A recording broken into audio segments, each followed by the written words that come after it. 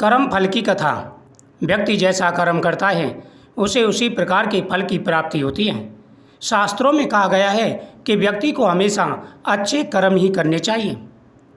एक बार नारद जी धरती पर रहने वाले लोगों को देखते हुए स्वर्गलोक में विचरण कर रहे थे। धरती पर रहने वाले लोगों के कर्म को देखकर नारद के मन में कर्मों के फल और पापों के दंड को लेकर विचार आया। अपने यह विचार लेकर वह ब्रह्मा जी के पास पहुँचे और बोले कि हे पितामह, हे ब्रह्मा जी, यदि बुरे कर्म करने वाला इंसान अच्छे कर्म करने लग जाए तो क्या वह अपने पापों से मुक्त हो सकता है? क्या वह अपने पापों से मिलने वाली सज़ा से बच सकता है?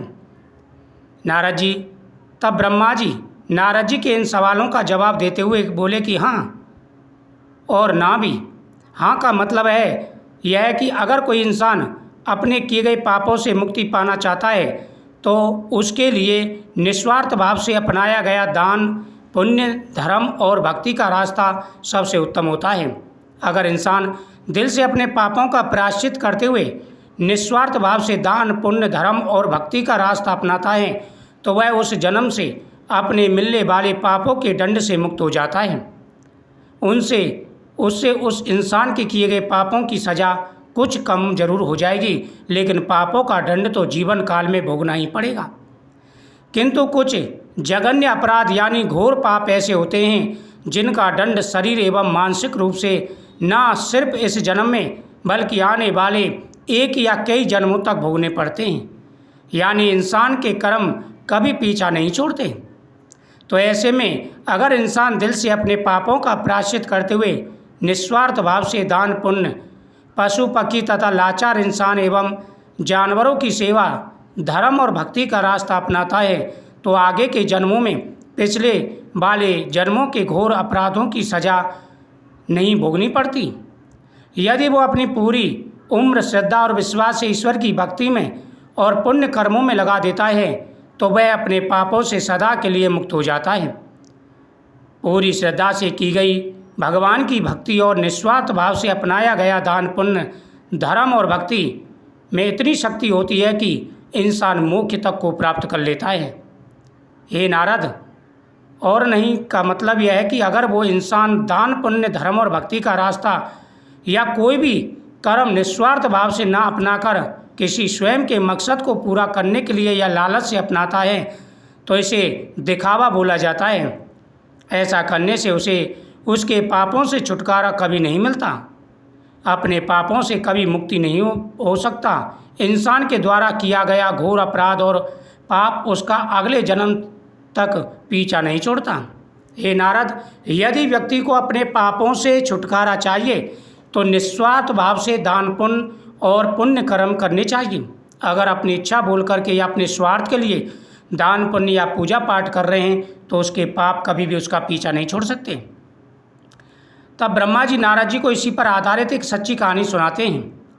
एक गांव में एक सूद नाम का इंसान रहता था। वह गलत लोगों की संगत में आ जाने की वजह से डाकू बन गया। वह लोगों को मारकर अक्सर उनका धन लूट लेता था। एक दिन डाकू जंगल से होता हुआ सड़क की ओर जा रहा था। अचानक एक नाग नागिन का जोड़ा डाकू के रास्ते में आ गया। डाकू को देखकर नाग नागिन ने अपनी रक्षा के लिए फन फैला लिया। डाकू घबरा गया और अपनी बंदूक उन नाग नागिन पर तान दी। यह देख नाग नागिन क्रोधित हो गए, उस डाकू पर हमला कर दिया। डाकू अपनी जान बचाने के लिए 2 कदम पीछे हटता हुआ नागिन पर गोली चला दी। यह देख नाग डाकू पर तेजी से हमला करता हुआ डाकू की बंदूक पर चिपक गया और डाकू अपनी बंदूक को वहीं फेंक कर वहाँ से भाग निकला। भागते भागते डाकू सड़क पर पहुंच गया। वहीं दूसरी तरफ उसी रास्ते में एक औरत और उसके साथ उसका एक 11 साल का बेटा भी था। वे दोनों घर की तरफ जा रहे थे। अचानक डाकू भी वहां आ पहुंचा। डाकू को देखकर माँ और बेटे दोनों घबरा गए। डाकू औरत के बीच करीब थोड़ा सा फासला था। डाकू औरत के करीब गया और बलपूर्वक उस औरत से उसके गले में टंगा सोने का हार खींच लिया। अब औरत अपने और बच्चे की जान की रक्षा के लिए उस डाकू से दया की भीख मांगने लगी। लेकिन डाकू इतना क्रूर स्वभाव का था कि वह अक्सर जिस किसी को भी लूटता वह उसे मार भी डालता था। इसलिए डाकू उस औरत की बातों का कोई असर नहीं हुआ और फिर उसने औरत को तेज धार वाले चाकू से मार मार कर बुरी तरह घायल कर दिया।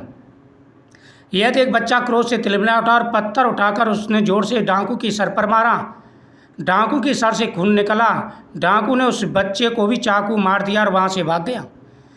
चीख चिल्लाहट सुनकर वह आसपास के गांव वाले लोग वहाँ पहुँचे तो उस महिला और बच्चे को वैद्य के पास ले गए और माँ बेटे दोनों बच गए। उधर डाकू भागता हुआ फिर एक जंगल की तरफ चला गया। थक गया और आराम करने लगा। दूसरी तरफ नाग डाकू का पीछा करते हुए वहीं डाकू के पास पहुंच गया। नाग या नागिन कभी भी अपने दुश्मन का चेहरा नहीं भूलते। डाकू सो चुका था और इधर नाग अपनी नागिन की मौत का बदला लेते हुए डाकू के पैर को डस लिया। डाकू दर्द से झटपटाता हुआ वहीं मर गया।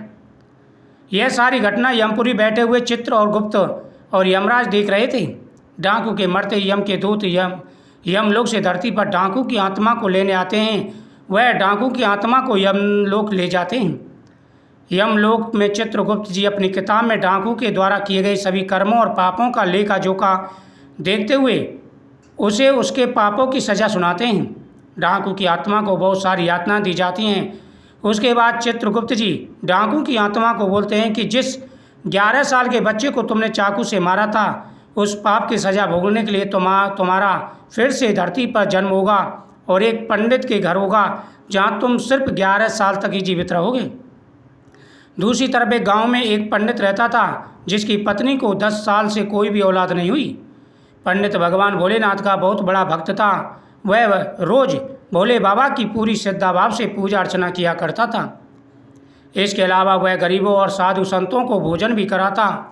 एक दिन भगवान शंकर पंडित जी की भक्ति और पुण्य कर्मों से प्रसन्न होकर पंडित जी को दर्शन देते हैं। पंडित भगवान शंकर के दर्शन पाकर बहुत प्रसन्न होता है। भगवान शंकर बोलते हैं मैं तुम्हारी भक्ति से प्रसन्न हूँ, बोलो क्या वरदान चाहिए। पंडित एक पुत्र की कामना करता है। भगवान शंकर तो अंतर्यामी थे, वह भूत भविष्य पहले ही जानते थे पंडित क्या वरदान मांगेगा। इसलिए उन्होंने भगवान शंकर तो अंतर्यामी हैं, वो जानते थे। उन्होंने पंडित को वरदान देने से पहले कहा कि तुम्हें पुत्र का वरदान मिलेगा लेकिन वह 11 वर्ष जिएगा। यह जानने के बाद पंडित कुछ नहीं बोला क्योंकि उसे अपनी भक्ति पर पूरा विश्वास था। भगवान अपने भक्त के साथ कभी अन्याय नहीं होने देते। यह सोचता हुआ पंडित पुत्र का वरदान मांग लेता है। भगवान शंकर पुत्र का वरदान देकर वहाँ से गायब हो जाते हैं। अगले 9 महीने के बाद पंडित के घर पुत्र का जन्म होता है। इधर पंडित यह जानते हुए भी कि यह 11 साल से अधिक नहीं जिएगा फिर भी प्रसन्न रहता है। यह बात पंडित घर में किसी को नहीं बताता। यह वही डाकू था जिसने 11 साल के बच्चे को चाकू से मारा था। अब एक पंडित के घर पैदा हुआ जो कि सिर्फ 11 साल जिएगा। इधर पंडित अपने बेटे को धर्म पूजा भक्ति की शिक्षा देता था। पंडित अपने बेटे का नाम शंकर रख देता है। देखते ही देखते दिन बीते हैं। शंकर को 11 साल पूरे हो जाते हैं। सिर्फ 1 महीना बचा।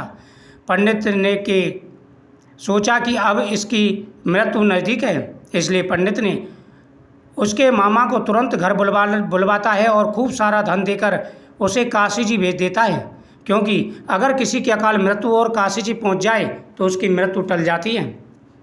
पंडित धन देते हुए बोलता है वहाँ शंकर के हाथों 28 दिन यज्ञ करवाना, साधु संतों को पूरी श्रद्धा से भोजन कराना और पूरी विधि अनुसार महामृत्युंजय मंत्र का जाप करते हुए 28 दिनों तक रोज़ सुबह भगवान शिव की पूजा श्रद्धा भाव से करना।